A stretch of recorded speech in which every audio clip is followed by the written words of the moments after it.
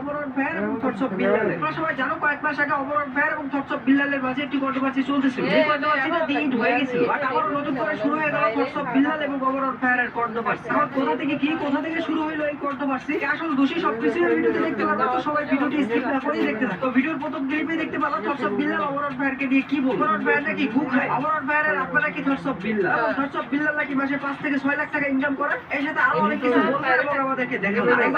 এগুলো দেখে নিজেকে সে অনেক বড় দাবি করে। এখন চলো এগুলো দেখে অমরন ভাই থটস অফ বিল্লালকে কি রিপ্লাই দিচ্ছে সেটা দেখা যাক। আমি ইউটিউবে ভিডিও বানাই, ইউটিউবে খেলা ভালো লাগে না পারবো না খেলে টিকটকে, কারণ টিকটকে আইটা ভিডিও বানাই আমি কিন্তু রোস্টিং করি না, আমি রোস্টিং করি না, কিন্তু যে কইবা রোস্টিং কিন্তু পারলে অমরন ভাইয়ের রিসপেক্ট কার্ড কথা। অমরন ভাই বলো সে রোস্টিং করে না, বাট কেউ যদি বলে সে রোস্টিং করে তার মানে সে রোস্টিংই করে, তার বাল ছিঁড়ে দেখা। এটাই হলো অমরন ভাইয়ের রিপ্লাই, অমরন ভাইয়ের কথা। এখন অমরন ভাই কিন্তু পারত থটস অফ বিল্লালের মতো লাইভ এসে তার আর্নিং দেখায় নিজেকে বড় দাবি করা, সেটাকে আব্বা দাবি করা, এটা কিন্তু অমরন ভাইয়ের পারত। বাট অমরন ভাইয়ের এটা করে দেয় স্টেট কার্ড কথা বলতে। এখন থটস অফ বিল্লাল ভাই অমরন ভাইয়ের ইনকামও কিন্তু কম, হয়তো ভালো করেই জানেন ফেসবুকের থেকে ইউটিউবের ইনকাম কিন্তু বেশি, তার মানে আপনার থেকে বেশি ইনকাম করতে পারে অমরন ভাই, আর কমও করতে পারে, কারণ অমরন ভাই তো জানাই নাই সে কয় টাকা ইনকাম করে। হ্যাঁ, টাকা নিয়ে বড়াই করা ভালো লাগে, ঠিক আছে।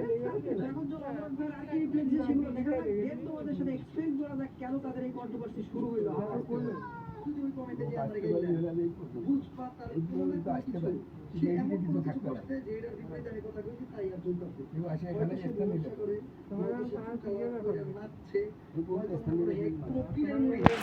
কোনো পীরের মুড়ি বলতে কিন্তু ওইটা বুঝাই না, কোনো কন্টেন্ট ক্রিয়েটরের মুড়ি একজনের লগে আমারে মিলাই ভিডিও করে যে তারা সব খারাপ আমি বেশ, এটা কইলো না।